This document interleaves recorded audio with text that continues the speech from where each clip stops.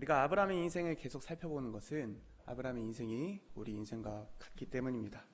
우리도 아브라함이 하나님께서 갈대아 우르에서 우리를 부르셨던 것처럼 우리도 갈 바를 알지 못하고 단지 하나님의 인도하심과 그 부르심을 따라서 한 걸음 한 걸음 걸어나갈 뿐입니다. 아까 승민 형제가 찬양 인도 때 말씀했던 것처럼 우리가 인생이 때로는 가시밭길을 걷고 때로는 광야의 길을 지날 때가 있으며 수많은 어려움과 문제들이 우리 앞에 산적할 때가 있습니다. 그러나 우리는 그 갈 바를 알지 못하는 그 아브라함과 같이 단지 우리를 선한 길로 인도하시고 우리를 붙드시고 우리와 함께 하신다는 그 약속을 믿으며 하나님께서 능히 우리 삶 가운데서 하나님의 일이 행하실 것을, 하나님의 역사를 이루실 것을 우리는 바랄 수 없는 중의 믿음으로 우리는 살아가는 것입니다. 그렇게 아브라함 인생을 살펴보는 것은 굉장히 중요하고, 또 우리도 아브라함과 같은 처지로서 그 아브라함이 어떻게 그 믿음을 가지고 살았는지 살펴보는 것은 굉장히 중요합니다. 그런 의미에서 우리 좌우에 계신 분들과 또 앞뒤에 계신 성도님들과 인사해 봅시다. 주님의 이름으로 사랑합니다. 한 번 더 인사합시다. 주님의 이름으로 환영합니다. 오늘 성도님들 가운데 하나님께서 베푸시는 놀라운 은혜와 또 위로와 또 그 사랑이 가득 넘치길 소망합니다. 아멘. 이제 설교를 시작하겠습니다. 제 손에 있는 이것이 무엇인지 아십니까? 혹시 무엇인지 아시나요? 잘 안 보이시죠? 제 손에 있는 이것이 혹시 무엇인지 아십니까? 바로 이게 커플링입니다. 커플링. 네. 감사합니다. 오셨어서. 이 커플링은 제가 여자친구랑 이제 100일 전으로 저기 해화동 아시아 낙산공원 있는데 거기 가서 이제 한 30만 원 주고 둘에서 맞췄던 기억이 있습니다. 예전에는 이 연애를 하게 되면 무조건 이 커플링을 맞췄던 그런 기억이 있는데요. 요새는 또 보니까 저희처럼 이렇게 커플링을 하고 다니는 커플이 많지는 않은 것 같습니다. 이 반지가 사실 무엇을 상징합니까? 저의 정체성을 상징합니다. 제가 누구인지를 말해줍니다. 저는 지금 사랑하는 사람이 있고 또 그 관계를 신실하게 지키고 있는 사람이란 것을 상징합니다. 저를 처음 본 사람이라도 제가 이 손에 낀 반지를 보면 이 사람이 지금 연애 중이구나 라고 생각할 수 있는 것이죠. 결혼 반지도 마찬가지입니다. 누가 결혼 반지를 보면 저 사람은 지금 평생을 함께할 동반자가 있고 그 관계를 신실하게 지켜나가고 있구나 생각할 수 있습니다. 저도 이 반지를 볼 때마다 제가 사랑하는 사람을 떠올립니다. 그리고 그 관계에 헌신하고 충성할 것을 다짐하죠. 또한 반지 자국이 깊게 남잖아요. 우리 결혼 반지 많이 끼시면 이제 반지 자국 깊게 남은 거를 확인할 수 있는데 그만큼 내가 이제 연애하고 서로 간에 헌신을 하겠다는 그 다짐을 지난 기간이 오래됐구나 라고 생각을 하게 됩니다. 또 이 반지의 깊이, 자국 깊이가 깊어질수록 내가 살이 많이 쪘구나 라고 생각을 하게 됩니다. 몸이 불어나서 손에도 살이 이렇게 찌는 거죠. 할례와 세례도 이 반지와 동일합니다. 할례는 유대인의 관습으로 남성의 표피를 자르는 것이죠. 세례는 물을 통해서 받은 성례입니다. 이 두 가지는 우리가 누구인지 우리의 정체성을 나타냅니다. 골로새서는 이 할례와 세례의 유사성을 다음과 같이 설명하는데요. 골로새서 2장 11절의 말씀입니다. 또 그 안에서 너희가 손으로 하지 아니한 할례를 받았으니 곧 육의 몸을 벗는 것이요 그리스도의 할례니라. 할례는 유대민족의 정체성을, 세례는 그리스도인으로서의 우리의 정체성을 나타냅니다. 유대인들은 그들이 받은 할례를 보면서 그들과 하나님이 맺은 언약을 기억하며 그들이 하나님의 백성이요 하나님의 축복을 받은 특별한 사람이란 것을 기억합니다. 우리는 세례를 통해서 우리가 예수를 머리로 한 그리스도의 몸의 지체요 그리스도와 연합한 자로 죄에 대해서 죽고 의에 대해서 산 부활 생명을 가진 사람이란 것을 기억합니다. 세례받은 사람은 누구입니까? 바로 예수를 주로 따르는 그리스도인입니다. 이 커플링과 또 결혼 반지가 사랑하는 사람에 대해 평생도록 헌신하겠다는 서약의 의미를 가지고 있듯이 할례와 세례도 우리의 정체성에 맞는 합당한 헌신과 충성을 요구합니다. 제가 예를 들어서 운동을 할 때 이 반지를 끼게 되면 손에 상처가 생깁니다. 운동기구와 반지 사이에 손에 살들이 끼어 굳은 살이 생기고 상처가 나서 지금은 손에 빵꾸가 나 있습니다. 그래서 운동할 때마다 주로 이 반지를 빼놓는데 가끔 반지를 다시 끼는 것을 잊어먹을 때가 있어요. 그러다가 이제 지나다가 어느 순간 제 손에 반지가 없다는 것을 기억하게 되면 온몸에 털이 쭈뼛쭈뼛 섭니다. 만약에 제가 이 반지를 잃어버린 것을 상대가 알게 되면 어떻게 될까요? 그거는 성도님들의 상상에 맡기겠습니다. 할례는 유대인에게, 또 세례는 우리에게 결혼 반지와 같이 매우 중요한 것이죠. 잊어버리면 안 되고 그것의 의미가 무엇인지 기억하는 것은 매우 중요합니다. 이 두 가지는 우리가 누구인지, 또 하나님께서 우리에게 요구하는 것이 무엇인지 나타냅니다. 그렇기에 우리는 이 할례와 세례가 가지고 있는 의미, 또 우리에게 하나님께서 요구하시는 것이 무엇인지 알아보려고 합니다.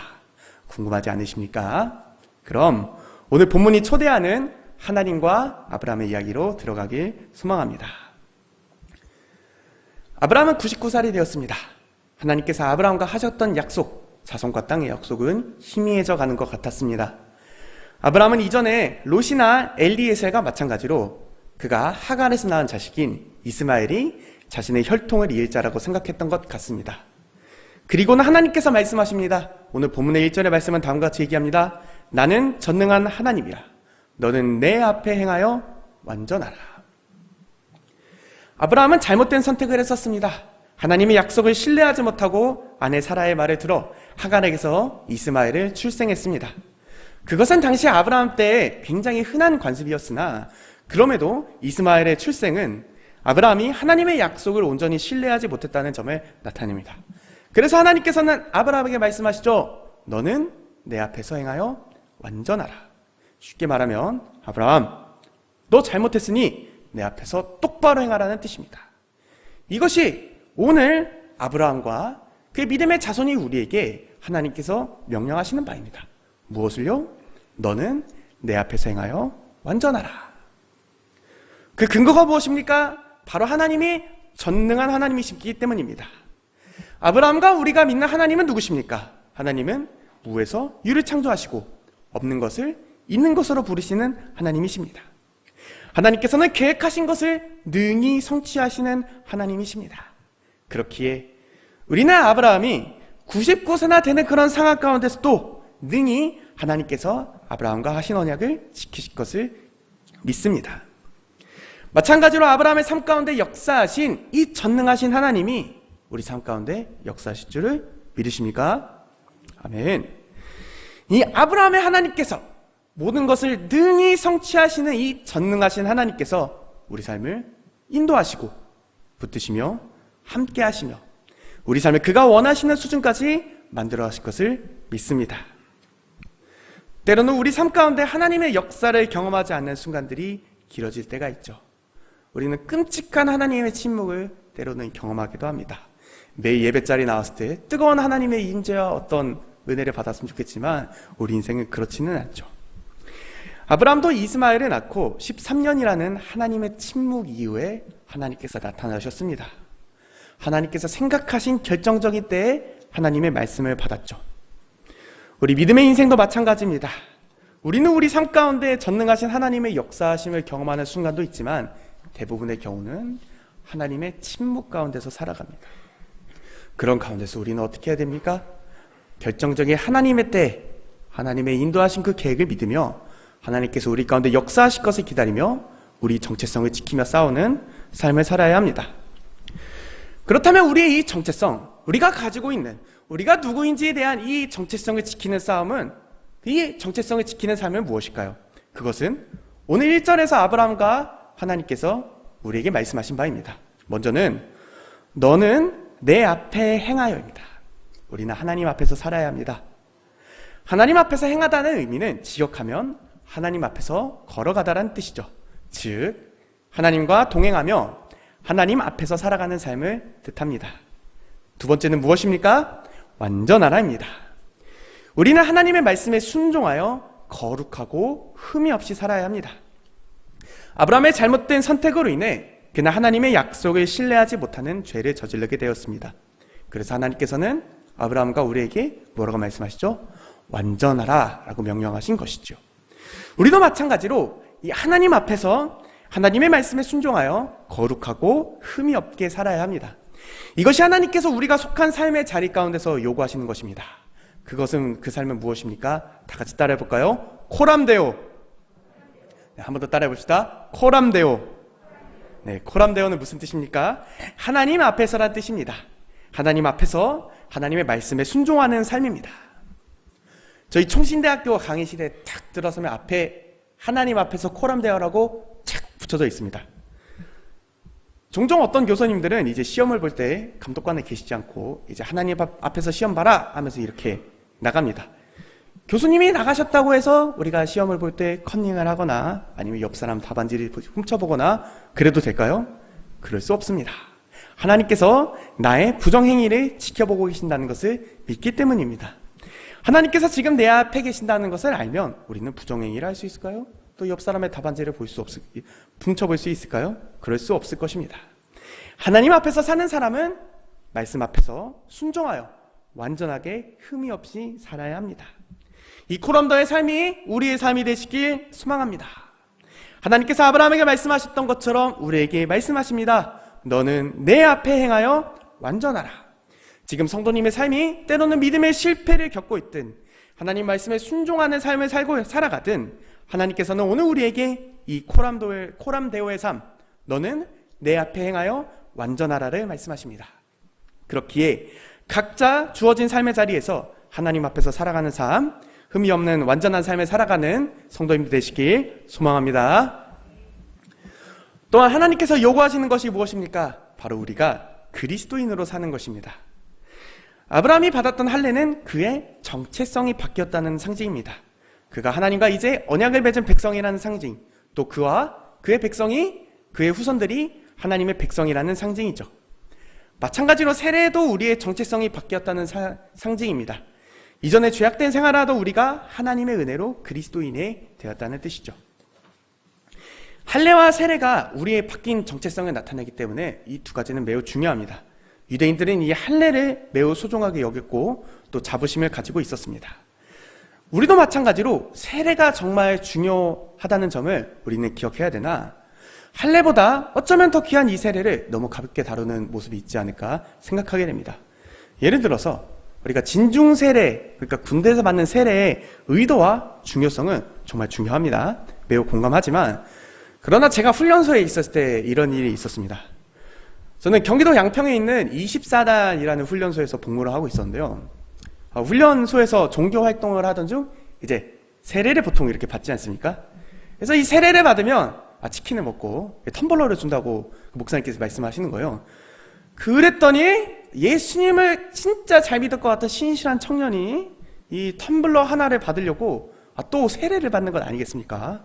그래서 어쩌다 보니까 저희가 농담 삼아, 야, 저 사람은 그 칼빈주의가 아니고 제세례파다. 야, 다시 세례받는 거 보니까 제세례파다. 라고 농담했던 기억이 있습니다. 교회의 문턱을 낮추고 사람들이 이 천국잔치를 환영하는 것은 매우 중요합니다. 우리는 강권하여 채워야 되죠. 그러나 그렇다고 해서 이 세례를 값싼 것으로 만들면 안 됩니다. 이 세례가 구원의 필수적인, 세례를 받았다고 해서 우리가 구원을 받는 것도 아니지만, 그렇다고 해서 이 세례의 중요성을 간과해서는 안 됩니다. 이 세례를 주기 위해서는 교단 법에 따라 철저한 교육과 검증을 통해서 세례를 줘야 합니다. 아무튼 다시 돌아와서 이 할례와 세례는 우리의 정체성을 나타내는 표지입니다. 하나님께서는 아브라함과 사라와 언약을 맺으시고 그들의 이름을 바꾸셨죠. 이스라엘 백성에게는 이 이름이 그들이 누구인가를 나타내주는 것인데요. 그리고 이 아브라함이 받은 할례는 그들의 이름이 바뀐 것처럼 그들의 바뀐 정체성의 표지요 상징입니다. 세례도 마찬가지로 우리가 이제 누구인지 어떤 사람으로 바뀌었는지 나타내는 중요한 상징입니다. 하나님께서 아브라함과 사라의 이름을 바꾸셨듯이 우리의 이름을 바꾸셨죠? 바로 어떤 것으로 바꾸셨습니까? 그리스도인으로 바꾸셨습니다. 그리스도인이란 누구입니까?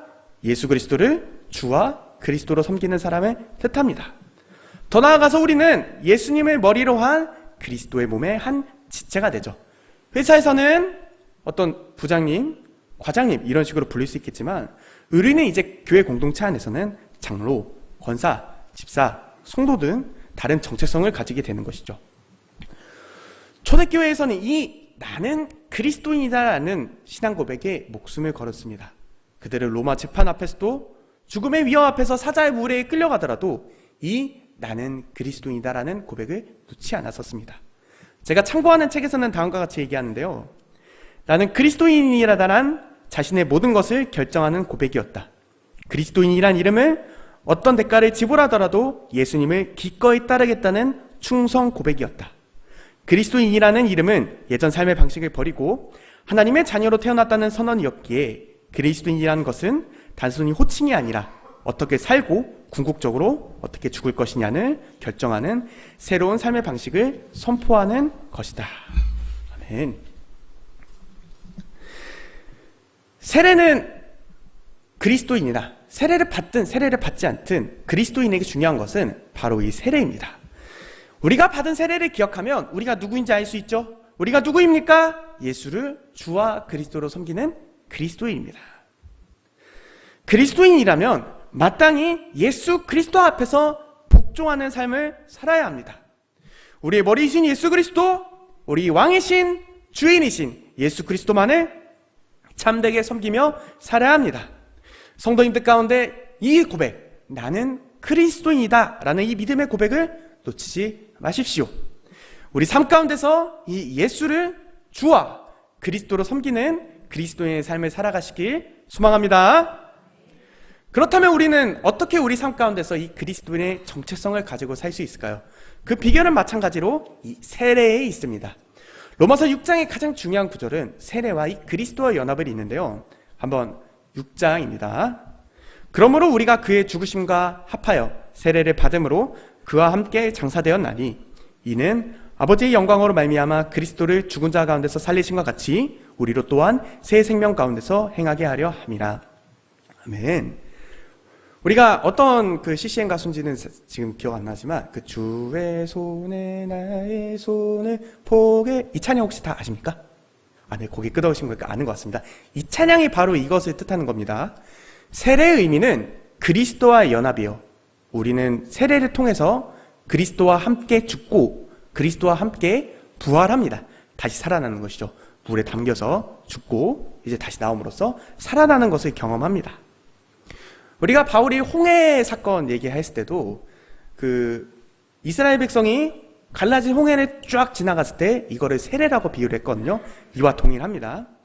우리는 그리스도의 죽음과 부활에 연합하여서 우리는 죄에 대해서 죽고 의에 대해서는 살아납니다. 죄에 대해서 종로를 타는 것이 아닌 의의 무기로 우리를 하나님께 드리는 것이죠. 그렇기에 세례를 받은 그리스도인의 삶은 그리스도의 죽음과 부활에 연합했기 때문에 이 죄악의 영향력은 없어지고 우리 삶 가운데 생명이 충만해지도록 살아야 합니다. 날마다 하나님 앞에서 흠이 없이 살도록 죄와 싸워 이겨야 하는 것이죠. 또한 부활 생명을 전하며 살아야 합니다. 갈등이 있는 곳에는 평화를, 아픔이 있는 곳에는 치유를, 다툼이 있는 곳에는 화해를 전하며 살아야 하는 것이죠. 이것이 바로 세례를 받은 그리스도인의 삶입니다. 마지막으로 정체성을 지키는 우리는 어떻게 살아야 할까요? 바로 우리가 가지고 있는 이 믿음, 이 신앙을 나의 자녀들에게 전수하고 복음을 전하는 삶을 살아야 합니다. 우리가 오늘 살펴본 언약의 특징은 무엇입니까? 먼저 이 언약의 축복은 열방을 향해 뻗어나간다는 점입니다. 우리 6절의 말씀 다 같이 한번 읽어봅시다. 창세기 17장 6절의 말씀입니다. 네, 시작. 내가 너로 심히 번성하게 하리니 내가 내게서 민족들이 나게 하며 왕들이 내게로부터 나오리라. 아멘.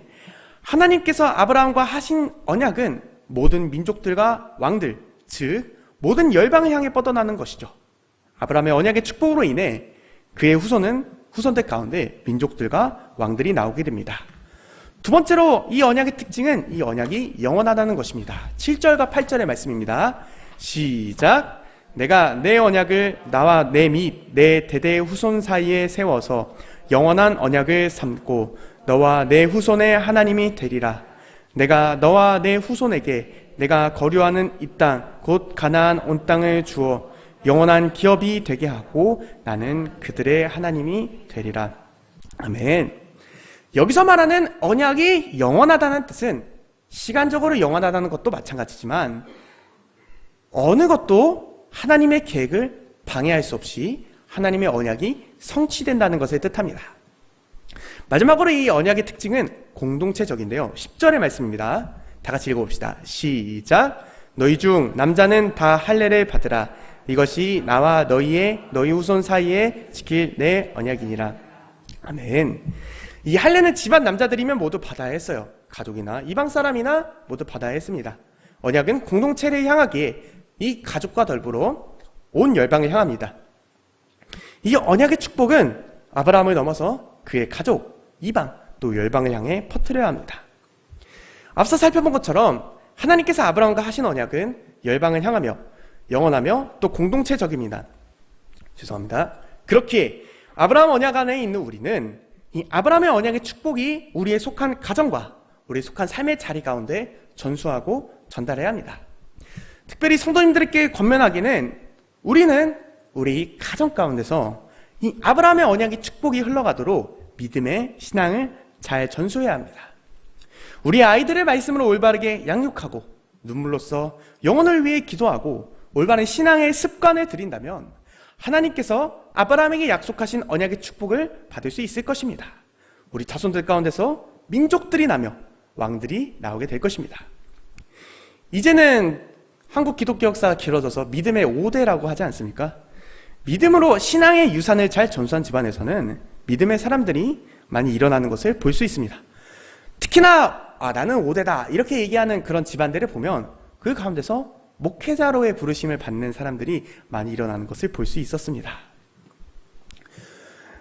요새 에즈베리 대각성 운동 혹시 들어보셨나요? 네, 들어보셨고, 네. 요새 최근에 에즈베리 대학교라는 데서 지금 대각성 운동이 지금 진행이 돼서 미국의 모든 청소년들과 청년들이 다 같이 모여서 끊임없이 24시간 하나님을 찬양하고 예배하는 그런 부흥의 물결이 일어나고 있습니다. 우리 미국의 초창기 때도 이런 대각성을 운동했던 사람이 있는데요. 그 마틴 로이드 존스가 이제 히말라야라고 불렀던 조나단 에드워드라는 사람이 있습니다. 우리는 이 미국 대각성 운동의 주역인 조나단 에드워드 이야기를 잘 알고 있습니다. 미국의 한 교육학자는 제가 책을 찾아보니까 1900년대 초반인 것 같아요. 하나님께 신실했던 조나단 에드워드와 하나님께 신실하지 못했던 맥스 주크의 후손을 조사했었습니다. 하나님께 신실하지 못하고 그의 믿음의 유산을 잘 전수하지 못했던 맥스 주크의 후손들은 많은 수가 어떻게 됐을까요? 범죄자가 되었습니다. 알코올 중독자, 절도범, 살인자들이 되었습니다. 상당히 많은 수가 그렇게 됐더라고요. 그러나 하나님께 신실하며 믿음의 유산을 잘 전달했던 에드워즈의 후손은 어떠했습니까? 제가 찾았던 기사의 내용을 그대로 가지고 와봤습니다. 조나단 에드워즈가 세상을 떠난 지 약 140년이 지난 후 그의 일가는 1390으로 성장했다. 에드워드 가문에 속한 후손들 중 대학을 졸업한 사람이 285명이었고 그들 중 13명의 대학 총장과 65명의 교수와 의사가 56명이 배출되었다. 목사, 신학자, 선교사가 된 사람이 100여 명, 변호사가 된 사람이 100명, 그리고 판사가 된 사람이 39명이었다. 또한 그 후손들 중에서 부통령 1명, 상원의원 3명, 국회의원 다수, 외교관 다수, 주지사 3명, 시장 3명, 군대장교 75명, 작가 60명, 철도회사 책임자 50명, 금융기관장 여러 명, 광산주 여러 명이 나왔습니다. 이것을 봤을 때 정말 왕들과 민족들이 나타났죠. 이 조나단 에드워드의 후손만 모아도 나라 하나는 뚝딱 만들 수 있을 것 같습니다. 우리가 하나님께 신실하고 믿음의 유산을 잘 전수했던 조나단 에드워드의 후손들이 하나님의 언약 아래서 축복해서 번성을 했죠. 특히나 그의 후손에서는 하나님께 헌신하겠다고 나의 인생을 바쳐 헌신하겠다고 일어난 목사, 신학자, 선교사들이 많이 생겨났습니다. 지금 성도님들이 자녀들에게 믿음의 유산을 잘 전수한다면 바로 이 축복이 성도님들의 것이 될 것입니다. 성도님들 후손 가운데서 이 아브라함의 언약의 축복이 흘러갈 것입니다. 그리하여 우리 후손들 가운데서 믿음의 사람들이 많이 일어나 우리 후손들 가운데서 믿음의 민족들이 나오고 믿음의 왕들이 나오게 될 줄 믿습니다. 아멘. 중고등부 사역을 제가 계속 진행을 하고 있는데요. 결국 끝까지 청년까지 믿음이 변하지 않고 교회 공동체 안에서 끝까지 성장하는 아이들의 공통점이 무엇인지 아십니까? 그것은 바로 부모의 믿음이 굳게 서 있다는 점입니다. 정말 열심히 신앙생활 하시는 분들의 자녀들은 웬만하면 교회 공동체를 떠나지 않습니다. 믿음에 굳게 서 있고 교회에서 헌신 봉사하며 눈물로써 아이들을 위해 기도하는 이 부모님 밑에 자란 아이는 결코 신앙을 떠나지 않습니다. 그의 믿음의 유산을 버리지 않습니다. 성도님들이 바로 이 아브라함의 축복의 주인공이 되고 싶으십니까? 그렇다면 먼저 믿음을 굳게 세우시고 교회에 헌신 봉사하십시오. 그리고 말씀으로 이 아이들을 잘 양육하십시오. 눈물로써 아이들을 위해 간절히 기도하십시오. 올바른 신앙 습관이 잡히도록 잘 가르치십시오. 그렇게 할 때 우리 헌신의 땀방울과 이 기도의 눈물들이 모여 믿음의 밭에 물을 주게 될 것입니다. 그 물을 바탕으로 우리 자손들의 밭이 무럭무럭 자라나 믿음의 열매를 맺게 될 것입니다. 우리 후손들 가운데서 믿음의 민족이, 믿음의 왕들이 나오게 될 것입니다. 또 우리 영광교회가 다음 세대가 날로 성장하여 부흥 발전하게 될 줄 믿습니다. 아멘. 다음 세대에 헌신하시는 교사분들도 똑같은 비전을 가십시오. 내가 이 아브라함의 언약의 축복의 주인공이 되겠다는 이 비전을 갖고 사역을 하십시오. 선생님들은, 교사들은 아이들의 영적 아버지로서 지금 선생님들이 하시는 헌신의 땀방울, 눈물을 통하여 아이들의 믿음이 자라날 것입니다. 그리하여 우리 올해의 표처럼 우리 다음 세대가 날마다 주님의 은혜 안에서 성장하며 믿음의 민족과 왕들이 나오게 될 것입니다. 아멘. 또한 제가 비전을 가지고, 저희 중고등부가 3명이지만 비전을 가지고 품고 있는 것은, 지금 신학교가 미달이 되고 점점 하나님의 목회자로 이런 소명을 받고 부르심을 받는 사람들이 많이 줄어들고 있습니다. 우리 영광교회에서도 정말 이전에 한 40년 역사 가운데서 수많은 선교사와 또 목사와 또 전도사를 많이 배출하지 않았었습니까? 저도 꿈꾸기로는 우리 중고등부 가운데 또 유치부 가운데 유초등부 가운데 하나님의 사람이 많이 일어나 내가 주를 위해 헌신하겠다는 목사 또 선교사들이 일어나는 그런 비전을 가지고 있습니다. 우리가 눈물로써 기도하고 우리 다음 세대를 위해서 헌신할 때, 우리 믿음을 굳게 잡을 때 하나님께서 이런 축복을 우리 가운데 베푸실 줄 믿습니다. 아멘. 결혼 반지를 보면 우리가 이제 누구인지 깨닫습니다. 우리가 어떤 관계를 맺고 있는지 기억합니다. 이스라엘 백성이 할례를 받으면서 자신이 하나님의 백성인 것을 깨닫듯이 우리는 세례를 통해 우리가 그리스도인의 정체성을 가지고 있다는 것을 기억합니다. 우리 삶 가운데서 그리스도인으로 살아가십시오. 하나님과 동행하며 하나님 앞에서 살아가고 우리의 삶 가운데서 생명을 만들어가고 우리가 가진 믿음을 전하며 살아가십시오. 이것이 우리가 가진 정체성의 영광을 나타내며 사는 삶입니다. 이제 말씀을 마무리하려 합니다. 앞에 PPT를 보고, 네, 좋습니다. PPT를 보고, 네, 감사합니다. 노란색 글씨를 크게 읽어주면 됩니다. 한번 연습해 볼까요? 나는 누구인가? 잘하고 계십니다. 자, 우리가 고백을 할 때 정말 힘차게 하여서 믿음의 실패를 겪고 있든 인생의 어려움을 겪고 있든 이 고백을 하나를 붙잡음으로써 믿음의 싸움을 싸워 나갑시다. 한번 해봅시다. 나는 누구인가? 나는 누구인가? 나는 누구인가? 아멘. 이 믿음의 고백을 가지고 지금 여러분의 삶의 자리 가운데서 담대히 살아가는 성도님들의 삶 되시길 소망합니다. 기도하겠습니다. 은혜가 풍성하신 하나님, 우리에게 은혜를 베풀어 주시옵소서. 우리에게 위로하여 주시옵소서. 아픈 영혼이 있다면 속히 치유함받게 하시고 하나님의 자비와 긍휼로서 큰 은혜를 베풀어 주시옵소서. 우리 인생은 갈 바를 알지 못하고 떠난 아브라함의 인생 같습니다. 때로는 우리가 두려워하고 낙심하며 절망에 빠지는 순간이 있지만 하나님, 우리는 하나님의 인도하심을 믿습니다. 하나님의 선하신 인도하심과 우리 기도 가운데 역사하실 하나님의 그 능력을 기대하며 바랍니다.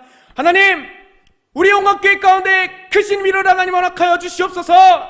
우리 가운데 하나님의 새로운 일을 행하시고, 하나님께서 여전히 우리 가운데 살아계시고 역사하시는구나.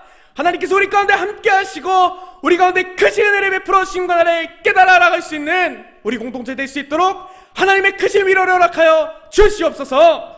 감사드리며 귀하신 예수님 이름으로 기도합니다. 아멘.